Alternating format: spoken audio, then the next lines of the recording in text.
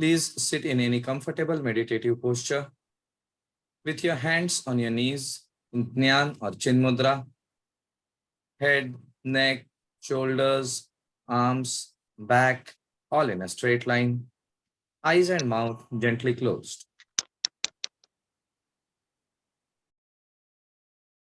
Become aware of the whole body from the top of your head to your toes. Awareness of your head, neck, shoulders, arms, chest, upper back, abdomen, lower back, hips, both the legs, the whole body.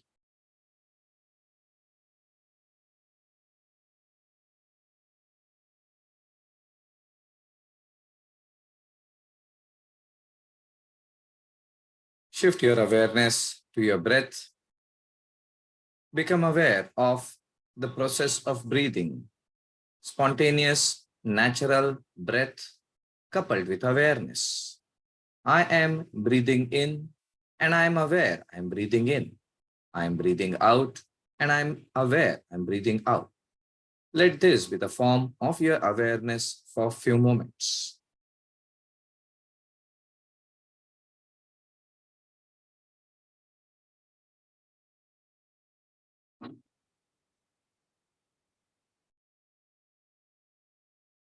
Shift your awareness to your eyebrow center, Bhrumadhya, and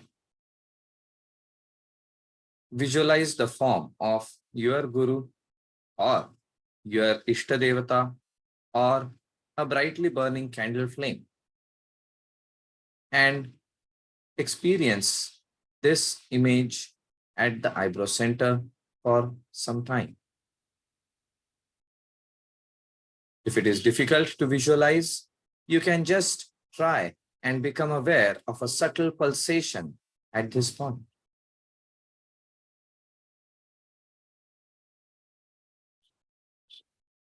Maintaining your awareness of this experience, we shall chant the mantra Om 3 times together, followed by the Shanti mantras.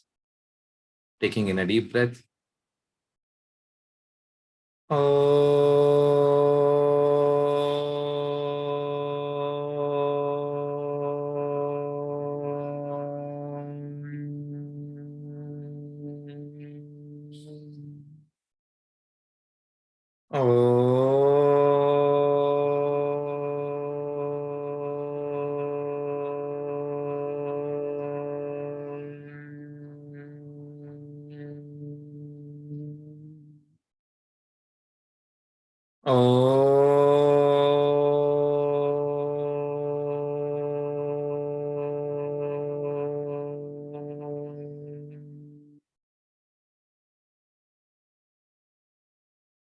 All together. Om Sahana Vavato Sahanau Bhunakto Sahaviryam Karavavahai Tejasvinavaditamastu Ma Vedvishavahai. Om Shanti Shanti Shanti Harihi Om. Keeping your eyes closed for a few moments, bring your awareness back to the eyebrow center at the image you had chosen, and then gently rub the palms together. Place them on the closed eyes. Experience warmth and energy radiating from the palms to the eyes, relaxing and energizing the eyes, the brain, the whole body.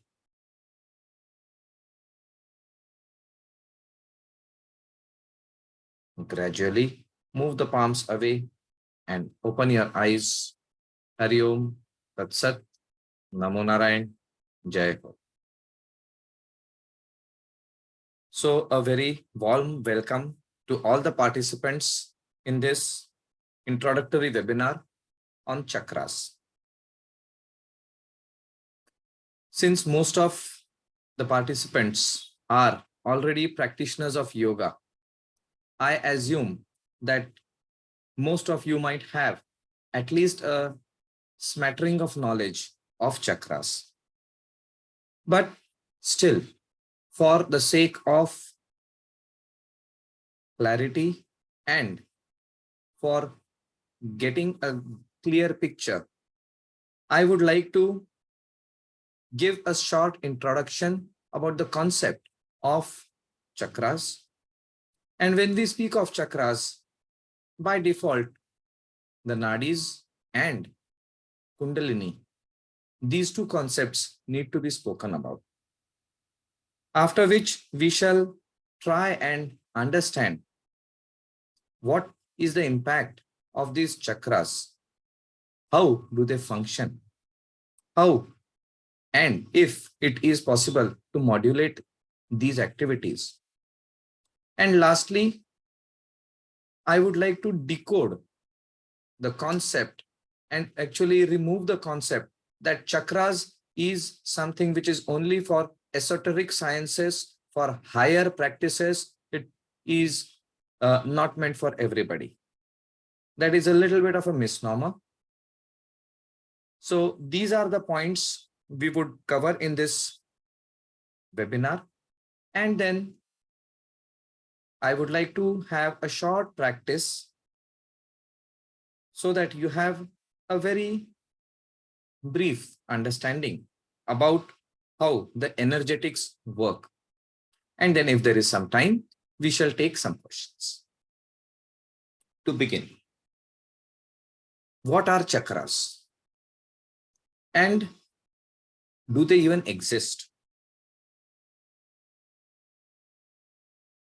To know about this, we need to first understand the human existence as understood by the Vedic sciences. The Vedic sciences had a different perspective to human existence. The modern society, what we call modern, derives its philosophical basis from the Greek philosophy. And in the Greek philosophy, there are 4 elements: earth, water, fire, and air.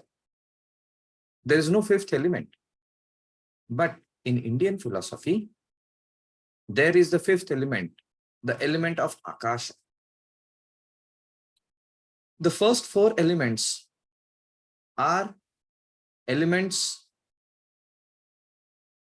which work in the purview of the senses. The element of Akasha goes beyond the purview of the senses. And it is in this dimension that the spirit comes in. The Indian philosophy or the Vedic philosophy is one of the very rare philosophies which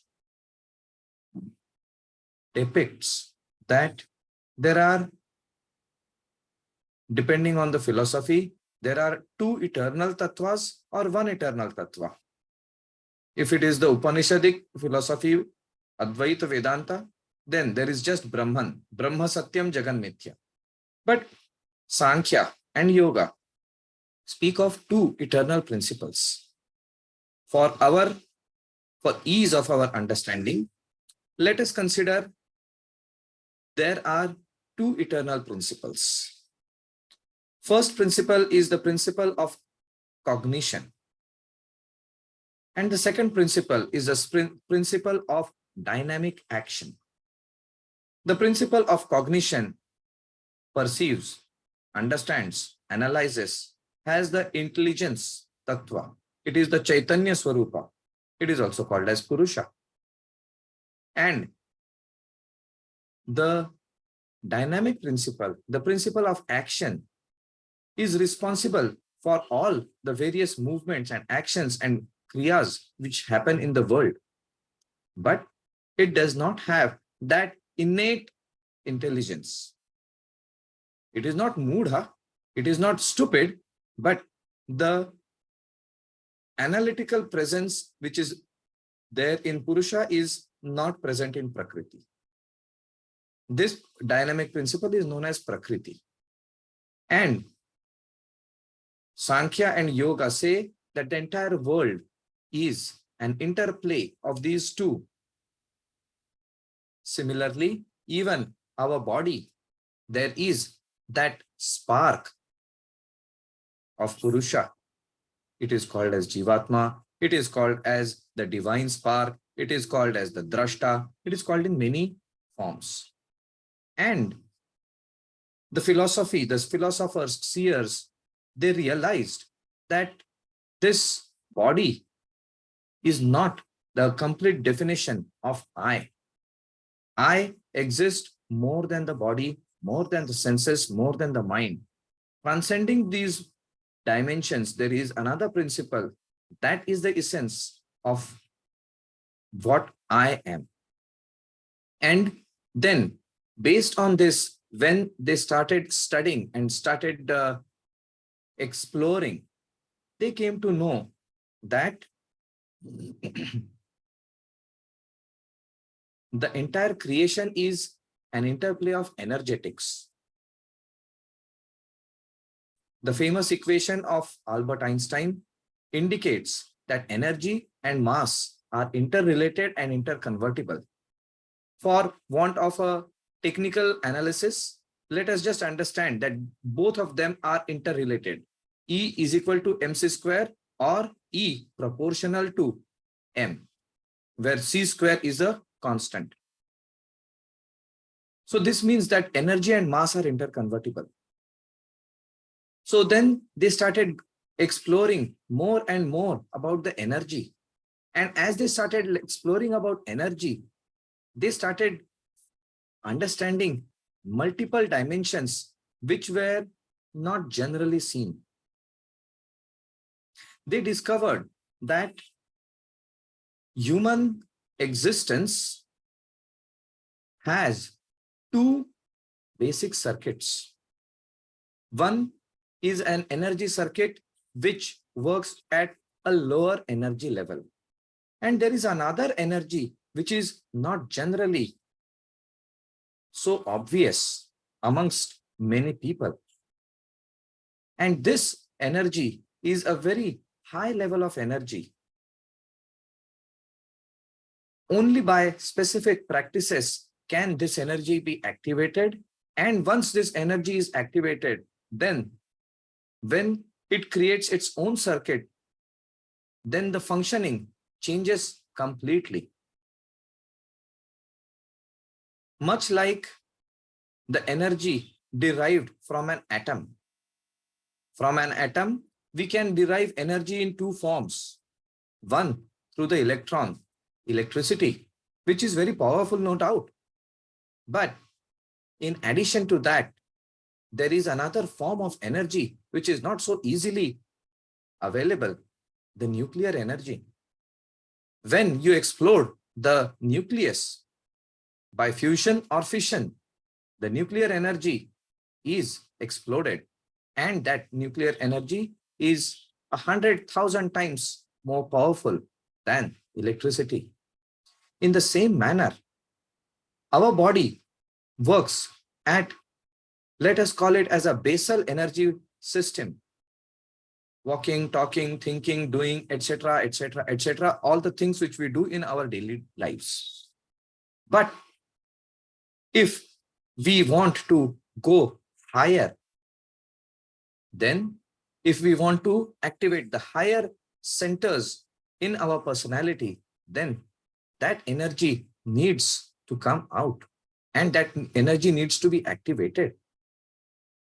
The whole evolution of mankind is towards activation of this energy. But this is a very, very gradual process spanning across generations.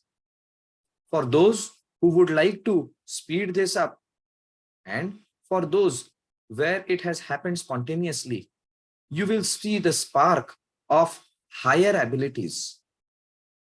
You can see some people like Jesus who could heal just by touch He could raise people from the dead. He was a yogi.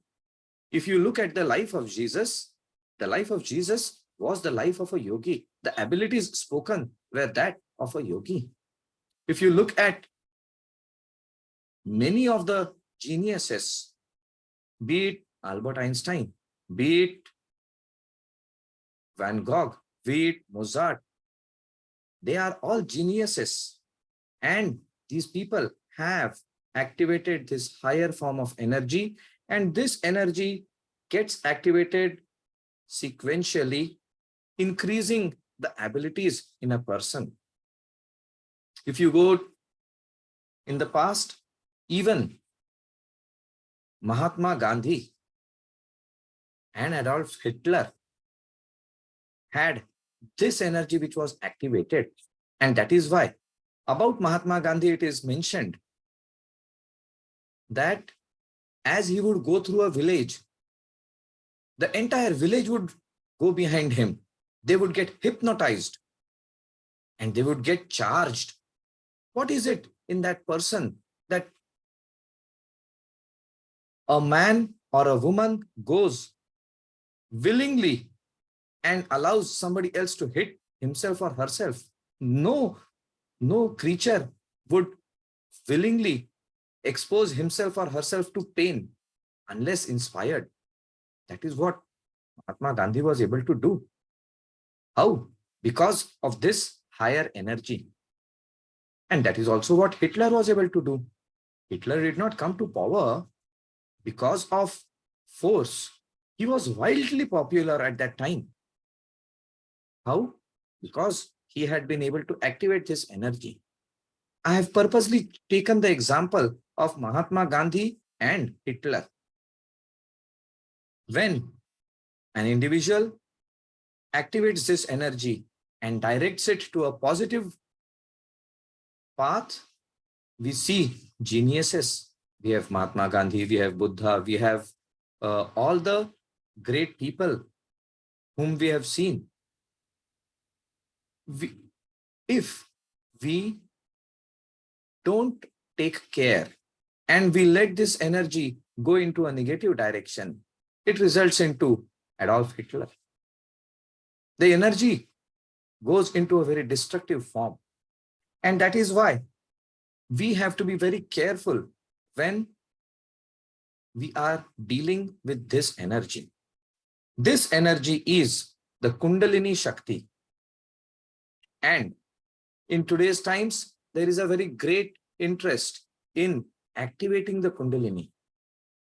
I have come across people who say that you can do a 4 weeks course with me and I will awaken your Kundalini. If only it was so simple. The nuclear button can be given to anybody and they can be explained how to work that button. But dare we give it in the hands of a lunatic or a fanatic? It is more important than just handling the nuclear button. It is more important to know when to use the button and when not to use the button. In the same manner, the Kundalini Shakti can rise. Yes, there are ways and means.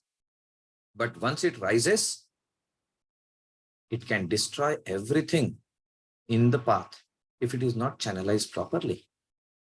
So before it rises, it is extremely essential that the paths have to be clear. The junctions need to be prepared and made ready. Only then should we even dare stir the sleeping giant. In this path, in this system of energy activation, it is here that the chakras come into play.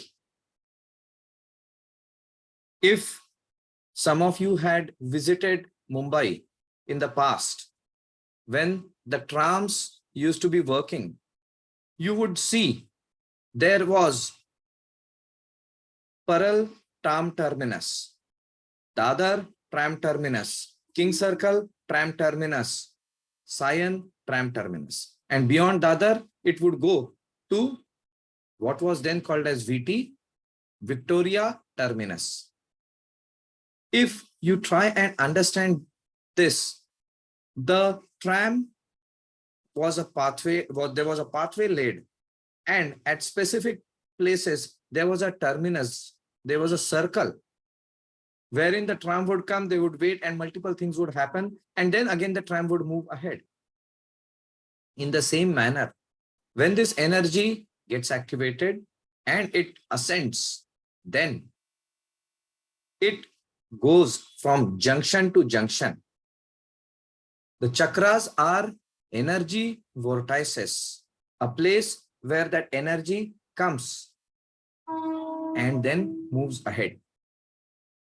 In the same manner, as the tram terminus had multiple activities, it would have trams going to multiple directions. In the same manner, every chakra has got multiple dimensions and it has got multiple actions. It, on a very lower level, it works with the basic human physiology. But when the higher levels slowly are activated, then different abilities start blossoming and coming alive. That is why perhaps our ancestors depicted chakras as lotus petals. Why lotus petals? Because the lotus closes and opens. The chakra also closes. That means it is in a dormant state, bare minimum activity going on. Human life is going on. But then when the petals start opening, first you see there are one dimension, then another circle and a third circle. That way it works at different dimensions. It is a point where there is an intersection between the different dimensions. We have 5 koshas. The energy moves not only in the Annamaya kosh, the energy moves in the multiple koshas. These are junction points where movement of energy occurs. And so if the energy has to flow, then it is very essential that all these different dimensions of the chakras need to be purified, cleared. If there is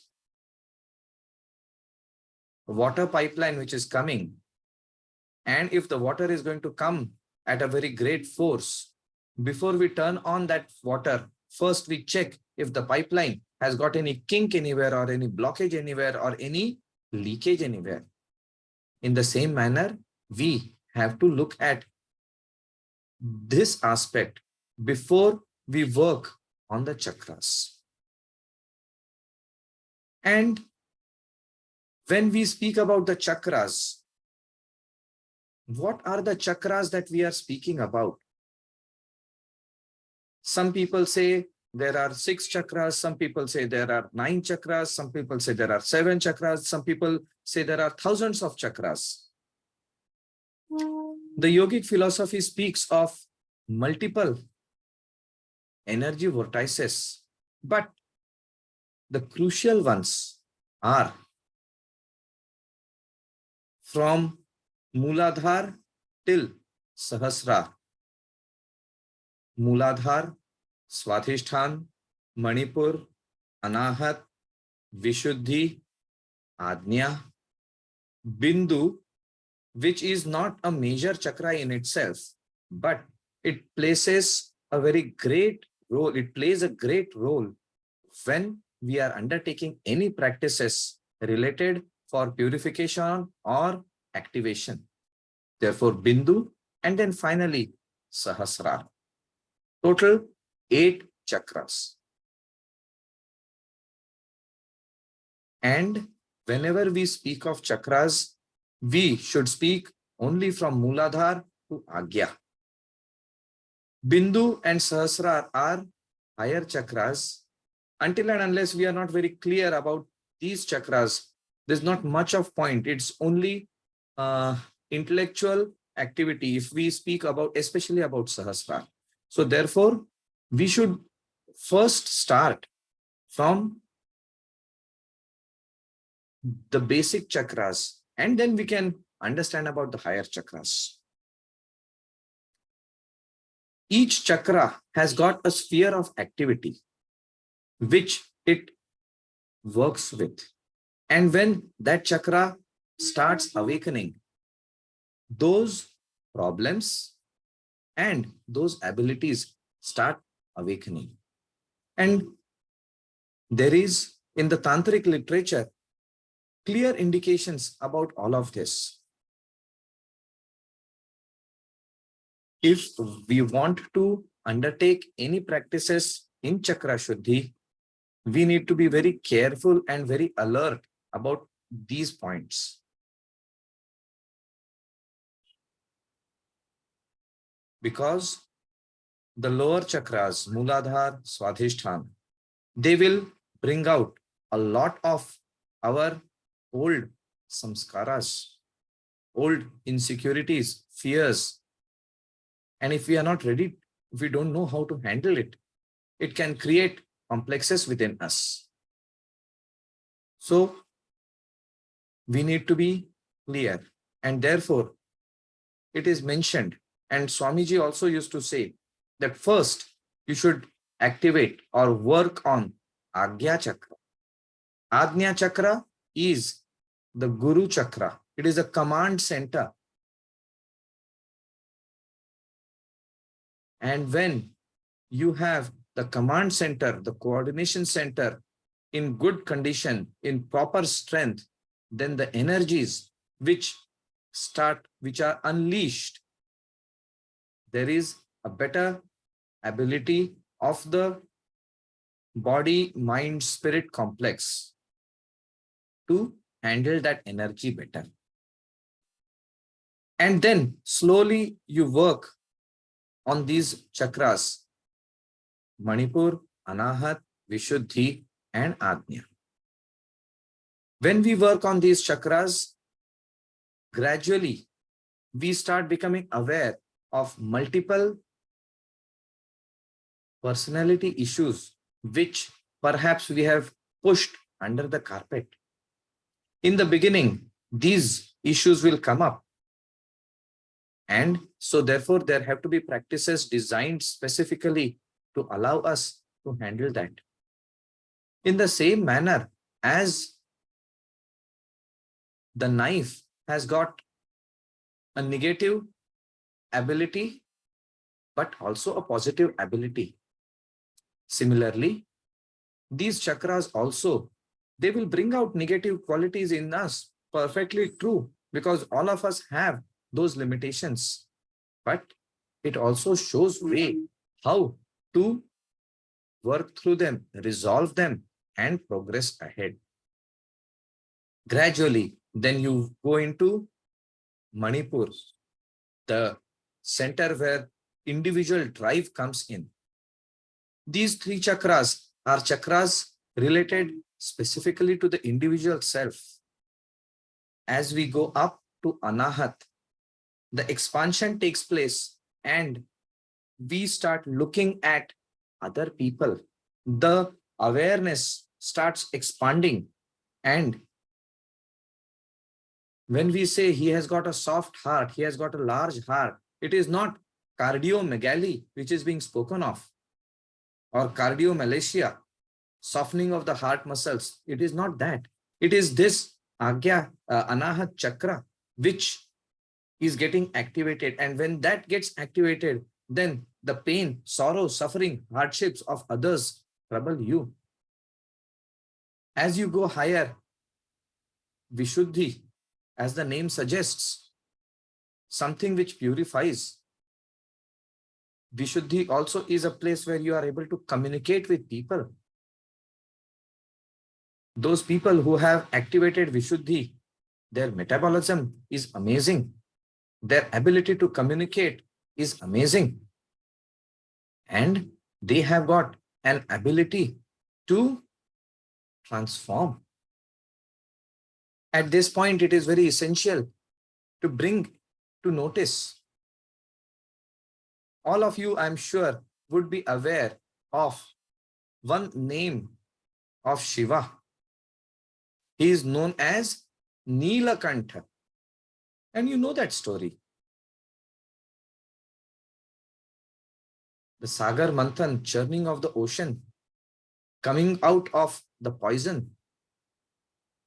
Shiva drinks the poison. Devi holds it at the throat and he holds it here. Why here? Why not in the mouth? Why not in the heart? Here, because it is an indication that Shiva, who is the Adi Yogi, Adi Guru, he had activated his Vishuddhi chakra and transformed that poison into nectar, into something positive. That is why he is Neelakantha. He is not, this is not just a mythology. Indian history is replete with stories which appear to be fantastic, but they are not just fantasies of an individual mind. They are figurative.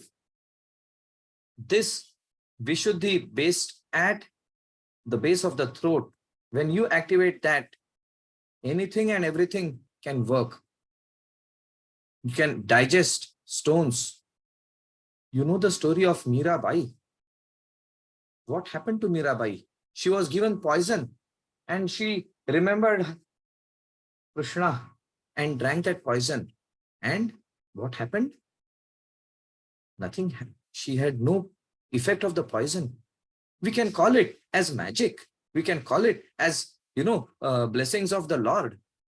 But to a practitioner of yoga, it should be very clear that due to a specific system, her Vishuddhi chakra got activated, or maybe her Vishuddhi was already active, and whatever poison she took had no deleterious effect on her systems. So that is the ability which these chakras can provide us. Agya, when you activate Agya, they say higher centers open up.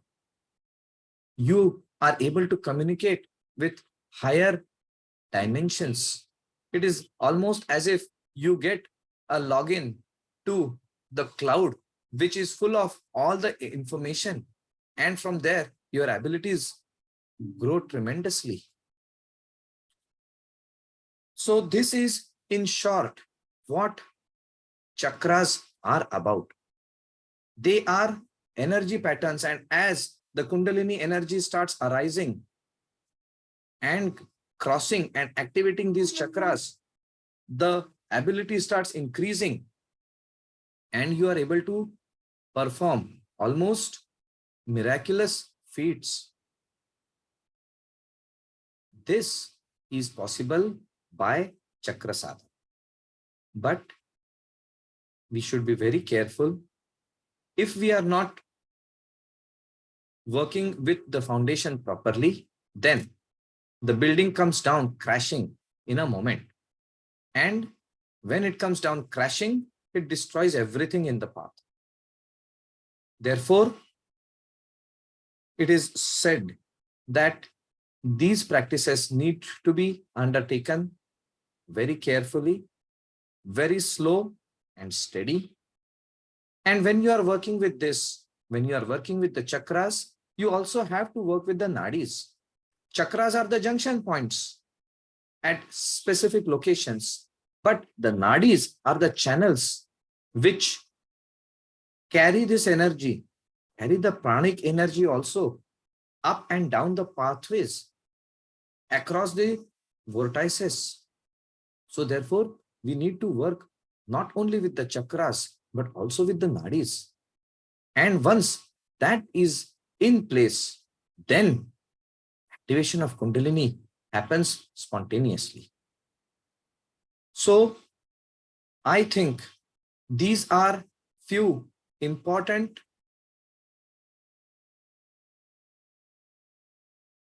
keywords which we must remember. First, that there is an entire set of physiology which exists for this higher form of energy. And it is the destiny of mankind to activate that. Swamiji used to say that humans evolved from bacteria, amoeba, to the chimpanzees, to the monkeys. And that more or less was the evolution of the body, stimulated certainly by the Chaitanya principle, but activity was more in the body. But after reaching that, the consciousness was also evolving slightly and slightly and slightly and slightly. At this point, the consciousness took a quantum leap. There is not much of difference in the human body, human DNA, let us say, and the DNA of some types of monkeys. Some types of monkeys, they say 99 to 99.4% of the DNA is same as human DNA. What is that 0.5% which will make so much of a difference? It is not the DNA which is different, it is the consciousness which has taken a quantum leap. And Swamiji used to say that the future evolution is not of the body, but of the consciousness. It is not that now that we have 5 fingers, it will become 4 fingers, or it will turn left, or it will spiral. No, no, no, no, no. Those things might happen as per the requirement of the times. But the evolution is the evolution of consciousness. And if we want to work on evolution of consciousness, then chakras and nadis are the backbone, because anything and everything which happens through this pathway. You do Kriya Yoga, you do Raja Yoga, you do Hatha Yoga, you do Bhakti Yoga, you do Jnana Yoga, you do Tantric Sadhanas, whatever you do, the impact goes. The final pathway is the chakra and nadi pathway. So therefore, it is crucial that we work with these.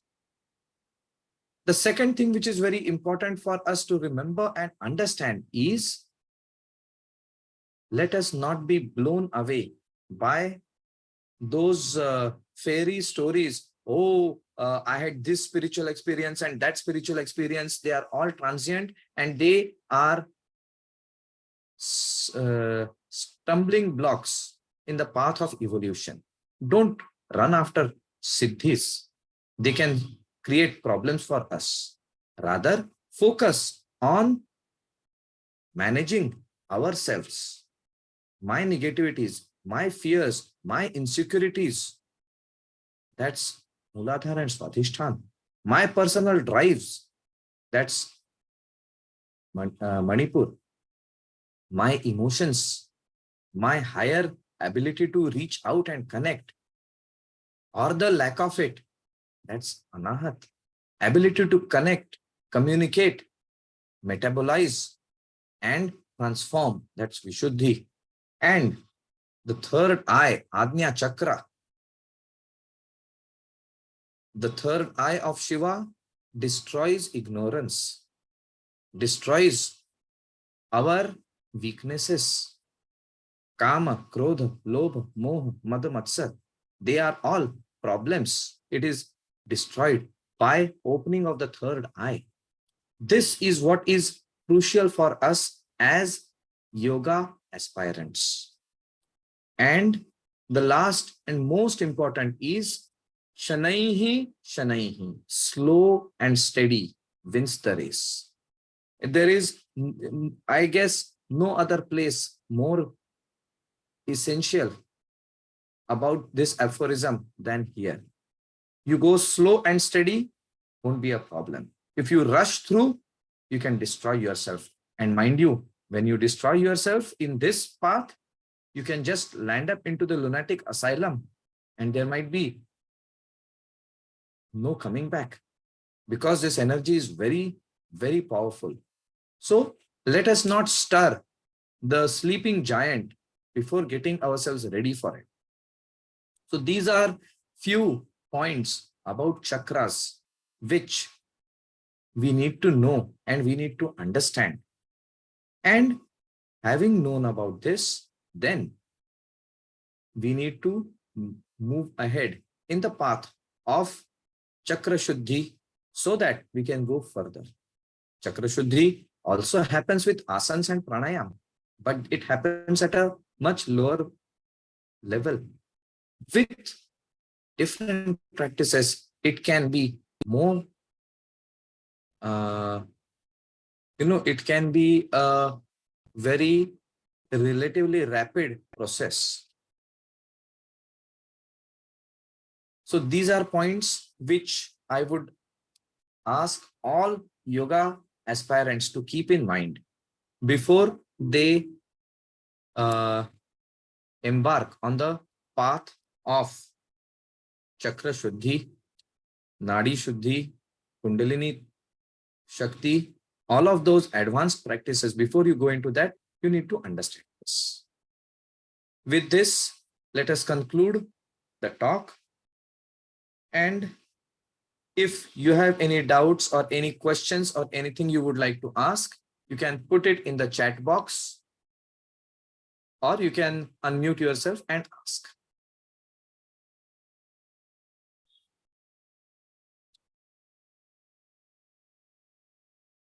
Shilpa,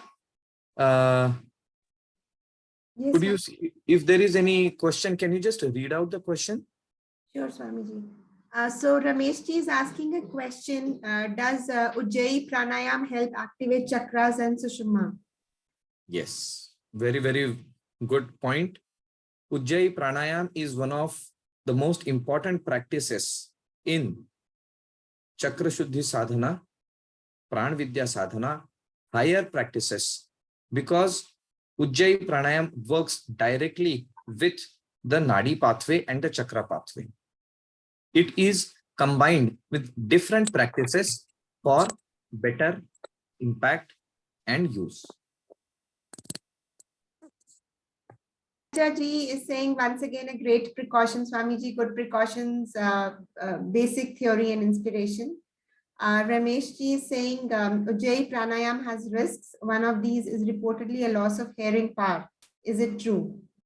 So yes, with Ujjayi, you see, with all these practices, which are higher practices, there is always a risk, but that happens if you don't do things correctly. When we are talking about higher practices, or let us say we are speaking about medicines, then every medicine, if not taken correctly, can have a very bad adverse effect. But if it is taken correctly and properly, then there are minimal or no side effects. In a similar manner, if we do these practices in the correct prescribed manner, then there are no side effects, there are no problems. In fact, you increase the quality of the human physiology. But if we do them incorrectly, then certainly not only loss of hearing, but then there are other problems which can come in. Metabolic problems also can come in.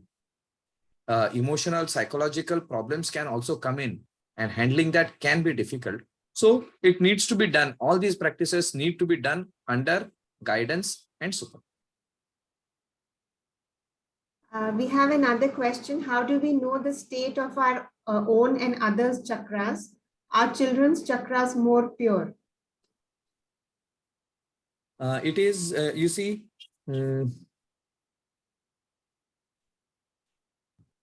on a basic level, all our chakras are always active. And that is why all these human functions are going on.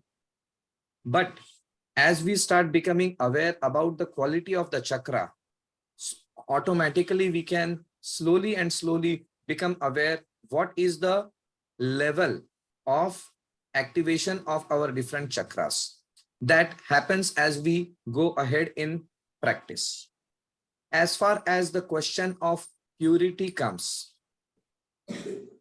Certainly, children have a big advantage because their slate in this lifetime is clean. But we come with our karmic baggage.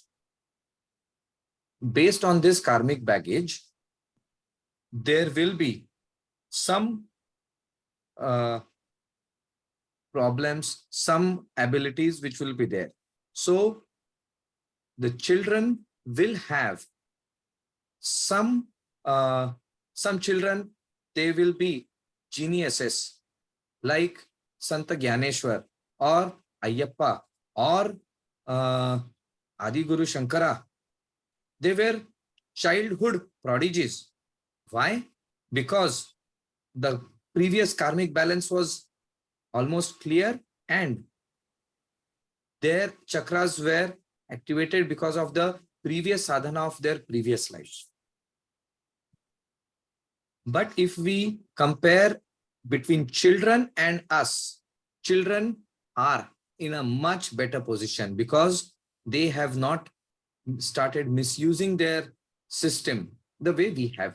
So therefore, in that context, children certainly are much purer, and if we provide proper training to them, then yes, we can have many more geniuses that can happen. So Swamiji, I think we should look at organizing a program for children as well. I think that is logical from this point. That is logical, but then you see, we also have to be very careful because these are practices which should ideally be done under personal supervision, and children, that is why in earlier times at the age of 7, they used to do Upanayan, and after Upanayan, there was the Gayatri Mantra and Nadi Shodhan Pranayam. What is Nadi Shodhan Pranayam? The word itself indicates Nadi Shodhan Pranayam, purification of the nadis. Gayatri Mantra, very, very specific in activating the higher centers. So these were practices which were included as a part of our society. They have gone missing. And yes, we can conduct programs like this for children, but they need to be well thought out. Yes, that is there. We have one question from Santosh Ji. As you were talking about Nadi pathway and Chakra pathway, please explain in brief.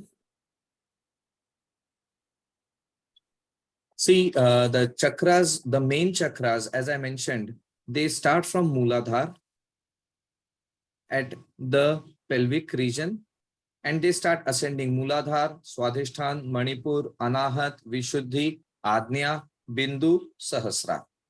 So these are the chakras, and the nadis, they move, they originate at the perineum in Mooladhara, and from there they crisscross along and they reach the Ajna and then Sahasra. So there is a pathway which is already in place, and the different practices which we do, the different visualizations, they help us activate, clean, purify these pathways. Even if you do simple Nadi Shodhan Pranayam without any visualization, the impact of Nadi Shodhan Pranayam is purification of these Nadi pathways. Impact of the asanas is also over the same Nadi pathways. Whatever sadhana we do, its effect always boils down to this final common pathway. And as and when we do the course, we can discuss more about it. That's all the questions in the chat window. Wonderful. Wonderful. So sorry, there's one more from Chitraji. That the next step in evolution is having better consciousness, but are we not heading towards global warming and Kali Yuga? Oh, yes. But just because we are heading towards global warming and Kali Yuga does not mean that our consciousness is not increasing. Just look at the level of awareness of children today. At the age of 4, 5, 6, our children are much more aware and much brighter. Their perceptions, their understandings is different than what it was 50 years ago. There is a very steady and gradual rise in consciousness. Now, the rise in consciousness leads us to higher abilities. If these higher abilities are not handled properly, we go in a different direction. And that is why the explanation of Mahatma Gandhi and Adolf Hitler. If it goes in a negative direction, it is destructive. At the moment, there's much which is happening in the negative direction. But if you actually pause and look around, there is so much of positivity which is happening, but it is underground. Quietly, there is a movement of positivity which is taking place. And when the critical mass is reached, there will be a flip. Yes, Rameshji, you wanted to share something?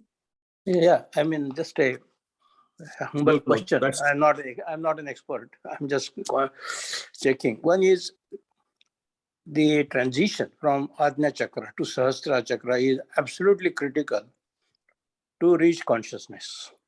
Supreme consciousness, yes. To be one with consciousness, to proceed with consciousness from your energy to universal energy to ultimate energy consciousness is absolutely essential. Yes. But you cautioned us, that stop at Ajna first and then work on going from Ajna to. So what is that process? Can you briefly explain if you can? Yeah. See, what I mean, I'm now looking forward to, I can use Ujjayi Pranayam to go up to Ajna Chakra. We can use the same pranayama to go to Sahasrara also. But then but there is a warning there at Ajna Chakra. And can you briefly explain what that process could be? Yeah, maybe too early. I can join your program later, but this is just quite a comment. Yeah. Yes, you see, not only Ujjayi Pranayam, there is a set of practices by which we can go up. And in fact, even in the Gita, it has been mentioned. The Agya Chakra is like the key to supreme consciousness. And once you reach over here, the further path, if all the other factors have been taken care of, then the further path opens up spontaneously. And that is the reason why I mentioned that. Another reason is after Agya, we are going into a dimension which is beyond intellect. Yeah.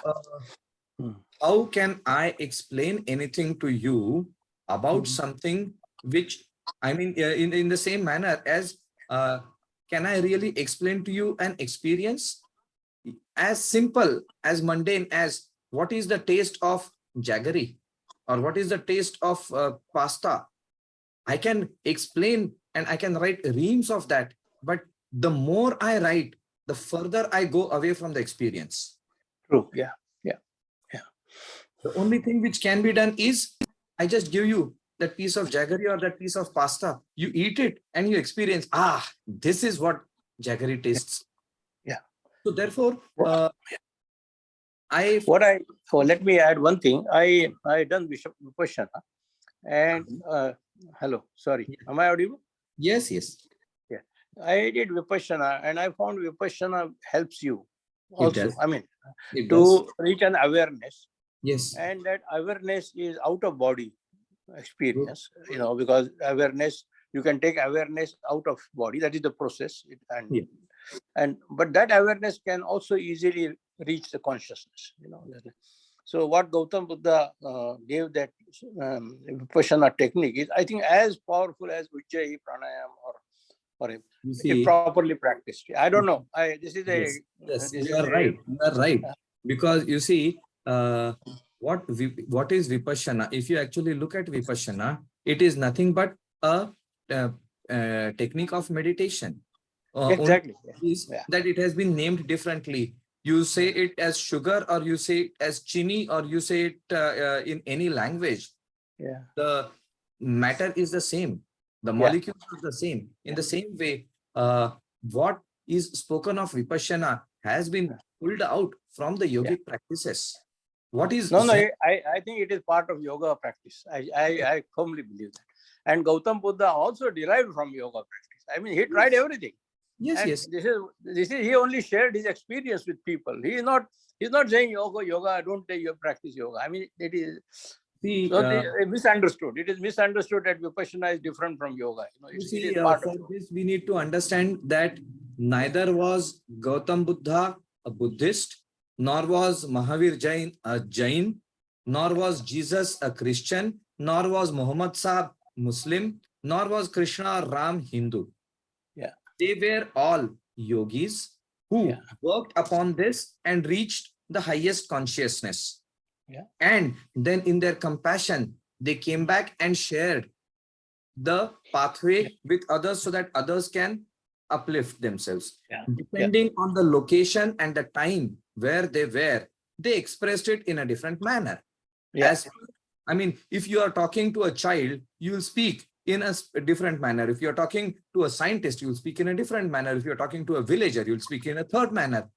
So depending on the audience, depending on the time, you see, there are few subjects which we can speak of openly today, which was unimaginable in Victorian times. So in Victorian times, if I have to express something, I have to express it in a different manner, because I cannot fight with the surrounding situations.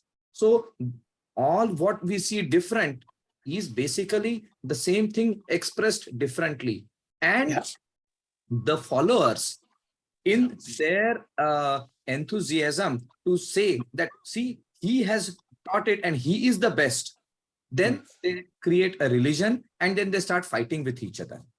Yoga is beyond religion. Yoga has nothing to do with religion. Yoga is the science of exploring the self. So for me, or for any yoga aspirant, Vipassana is equally a meditation technique as any technique which is spoken of. Absolutely. I 100% accept that. Thank you. Thank you, Namo Narayan Swami. It was Namo very nice. Narayan ji. With that, Namo Narayan Swamiji. Namo Narayan. It was a great lecture. Great, Yes. absolutely great. Thank you. I am happy. Yeah. So let us- Namo Narayan Swamiji. Thank you Namo so Narayan. much. Namo Narayan Swami, Thank Namo you. Narayan. Namo Narayan. Namo Narayan Swamiji. Namo Narayan. Namo Narayan. Thank you, Swami. Okay, ji. So, Namo Narayan to everybody. Let us conclude now.